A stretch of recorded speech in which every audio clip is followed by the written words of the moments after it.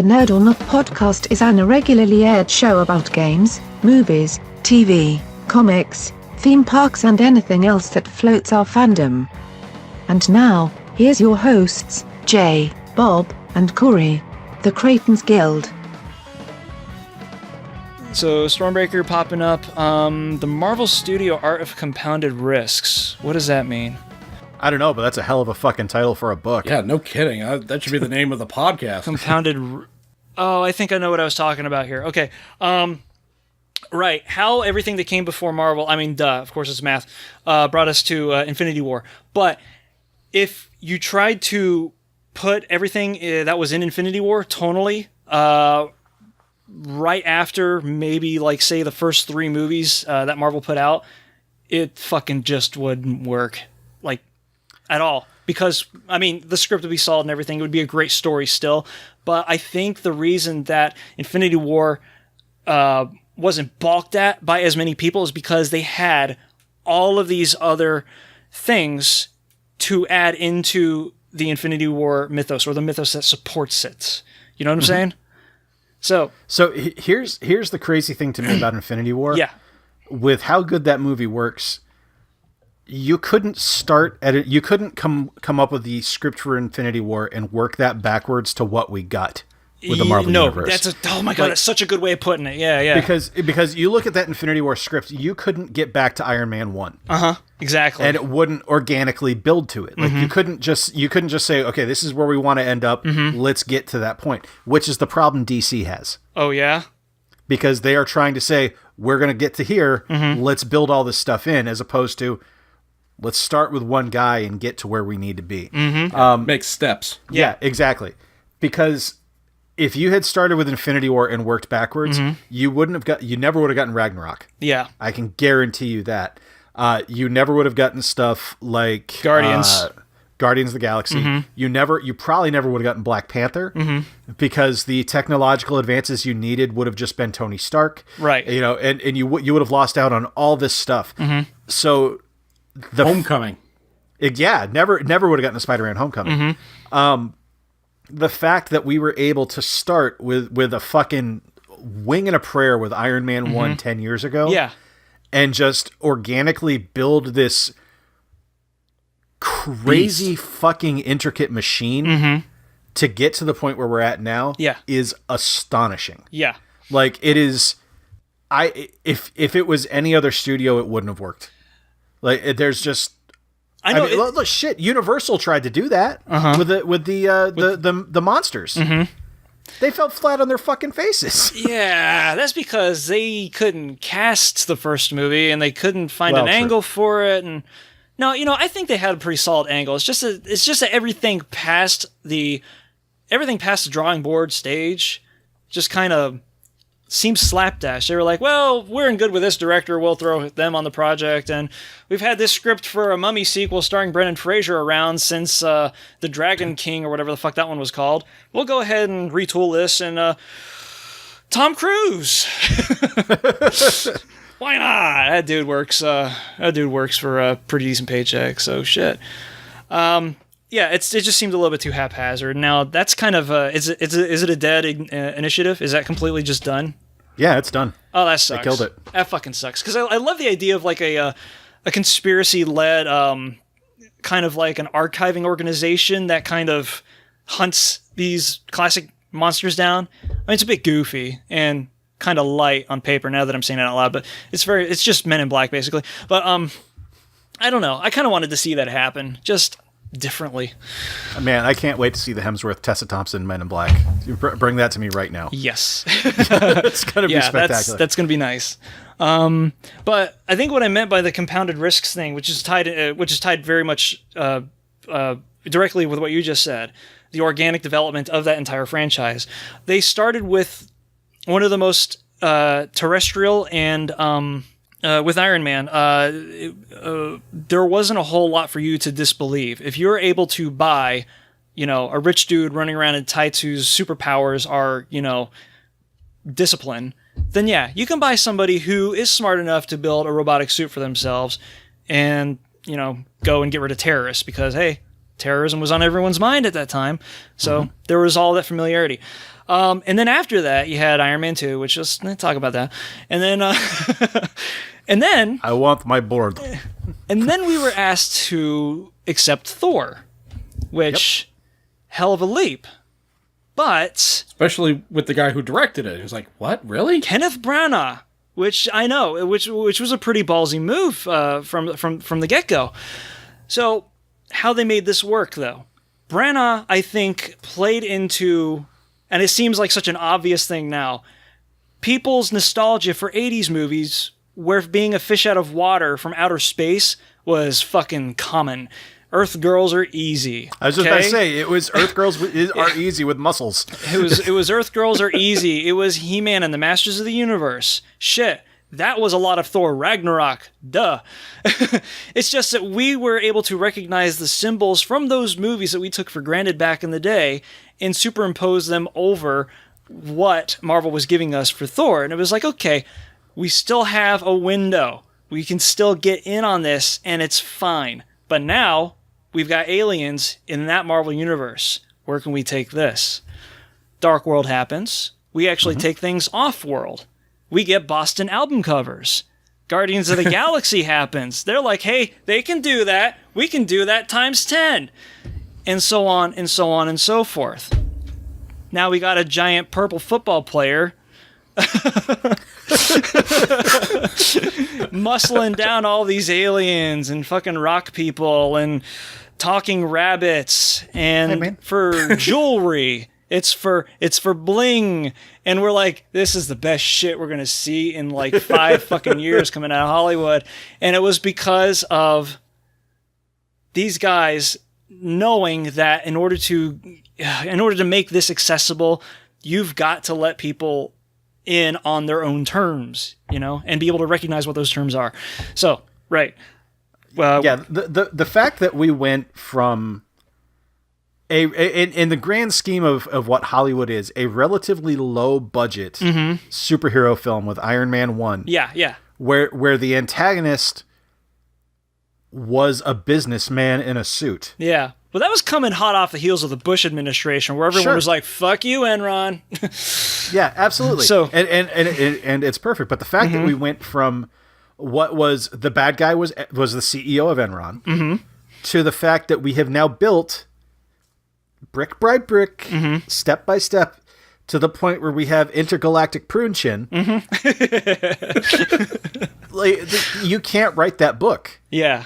Like, in 10 years, you cannot get there. And the fact that they did that, and a lot of credit goes to Kevin Feige, because that's just, he steered the ship. It seems almost impossible to believe that all of this was manifest. Like, he meant to do this shit. Oh, I guarantee you that when all is said and done and he writes his memoirs, and I will buy that fucking book day one to read that shit. I guarantee you when that is released, we are going to find out that 75% of what has happened was pure fucking chance. I'm like, I like the fact that because this movie, Infinity War doesn't work without Spider-Man. Right. Oh, no. So you had to get the happenstance chance that we're going to get Spider-Man and we're going to get the Spider-Man property. You know what? I'm going to pull away from that. Here's why. How many times have we heard a story about some kind of a weird-ass drama happening in Hollywood where we were like, why? This guy's rich. Why are they doing this to themselves? A lot of that happens behind the scenes, too. And you've seen Get Shorty, right? Yeah. Yeah. A lot of that, I mean, I know Barry Sonnenfeld tends to embellish things, but a lot of what was in Elmore Leonard's novel were his experiences in working with the egos and like the trials and tribulations that they give themselves on whim, on nothing more than just like a mean look. And that's him being like, okay, well, what if we had somebody who was like a little bit closer to the ground working in this business? What would that look like? It turned into a comedy about gangsters and shit, but essentially it's us. It's us looking at like all of these disparate elements that we've got, and they're highly volatile because they're actors, they're artists and they have the nut. And we're like, all right, if one of these guys says that they can't do anything, thank you, you son of a bitch. If one of these guys says that they can't do this for whatever reason, let's see how far backwards we can bend in order to appease them. And if it still doesn't fly, then we adapt. And I think that were we to open up page 1 to that book the hypothetical book that you're talking about, the Kevin Feige autobiography, the first the first page would say, no, not that book, although the book's been written. The first page would say, fuck your ego, adapt, and that's all it would be. Because how easy would it be to do in that business? Everyone's fucking nuts. And you look at this, and I'm going to go right back to Iron Man 1. Yeah. You fuck your ego, adapt. Could they not have picked someone better than someone who needed to fuck his ego and adapt? Yeah.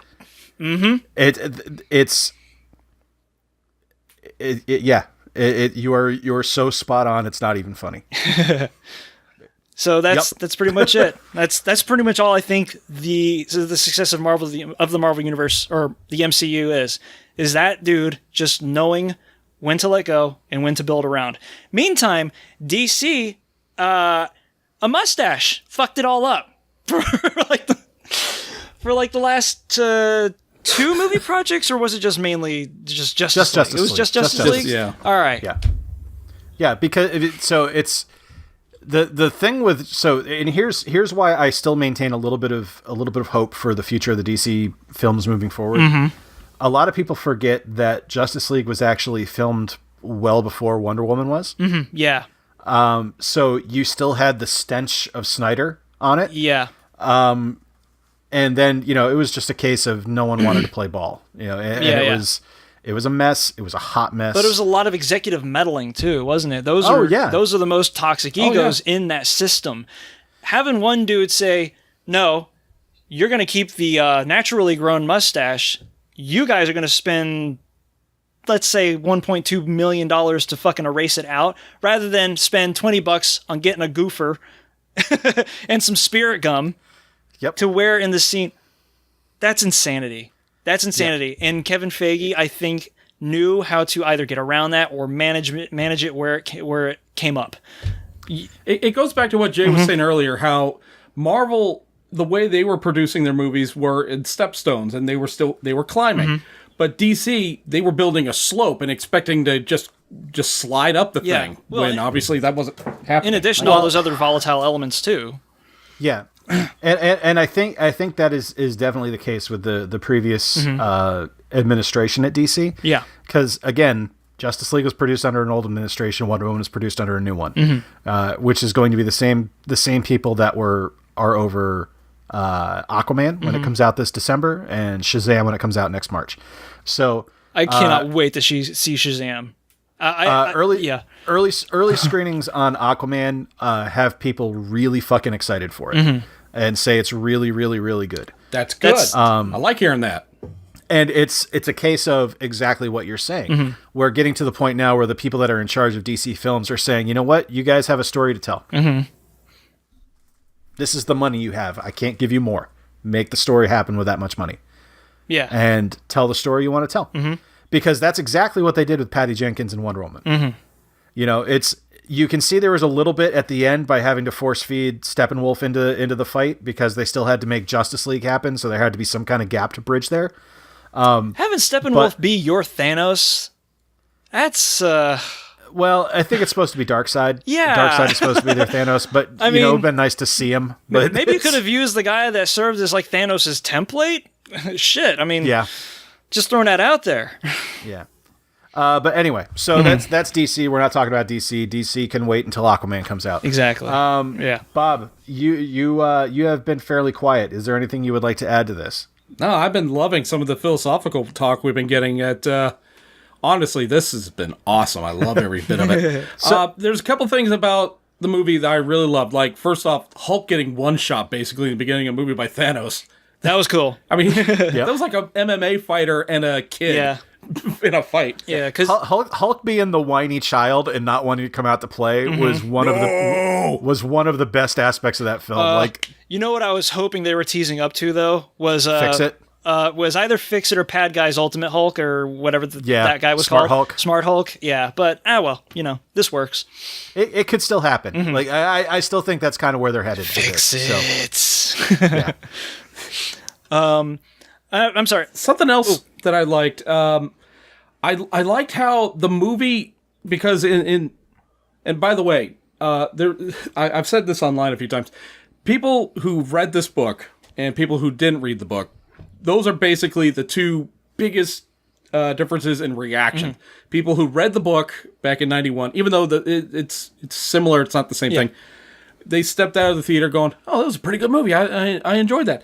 People who were going in blind and just like watched a couple of the movies, knew nothing about the comic and everything, walked out an emotional freaking mess. I know, that was the best, wasn't it? I know. Like people like down the road was like, "Are you crying, dude? It's Spider-Man. He's got another movie. They'll bring him back. I'm pretty sure." So that was the thing. Like we're watching it and all this stuff is going, and I feel the the throat getting tight, and I'm like, there's a sequel. Everything's gonna be fine. Don't worry about it. Yeah. Dude, I was like, oh yeah, okay, everything's good. We're all right. I shit you not. By the way, I called it. Well, it was pretty easy call to make, but Vision got a chunk of his head ripped out by Thanos. Yeah, because they had to mirror that one scene, right, where he just kind of rips his guts out from the book. Yeah. Yep. Yeah. That's basically what they did. Yeah. But I love how there's no indication of Mistress Death in this. So this is all Thanos. And if you look at it, the philosophical differences between the book and the movie, where Death brought him back to life to kill half the universe, or he's wanting to kill half the universe to bring balance. So there's, there's not so much poverty and there's not so much crime and everything. There's more level amount, and that's almost, I kind of see where you're going with this, Thanos. It's wrong, but I see where you're going with it. People forget that angle actually came from the last Abnett Lanning Guardians run, right before they ended it. Because I know that like MCU's been really good about just letting the comic booky elements of a comic book universe be, which is one of its also another one of its keys to success. But I think the whole death worshipping thing was a little bit too Swedish for a comic book movie, so they probably wouldn't have been able to get away with that as easily. But yeah, the Thanos that was at the end of not the Reign of Kings, but the Cancerverse thing. Oh, that, yeah. That was where the whole balance idea came from. It was downplayed, mind you, because, they could still get away with him, jacking it to Neil Gaiman comics, but, because death. But yeah, I think that's mostly what informed this version of Thanos. I would agree with that. Yeah. And I think that's why, and I said this to you, that's why that Soul Stone scene just left me like, man, I didn't need to feel sympathetic for Thanos at all. I didn't need to feel sympathetic because I was already fully all in on him being a fucking horrible, awful villain. Yeah, like exactly. I didn't need to go, oh man, he had to kill his daughter. That's too bad. Like, I didn't need to think that. Like that was completely unnecessary. Because I was more disappointed of the downplay of the stone itself, where the soul gem is supposed to be like this one thing that holds the other 5 gems in like some kind of weird unison. But in the other one, just put it on my knuckle. No one cares. Yeah, it's aesthetically pleasing right here. I think that's the one people should be focusing on when I kill them. That's one thing.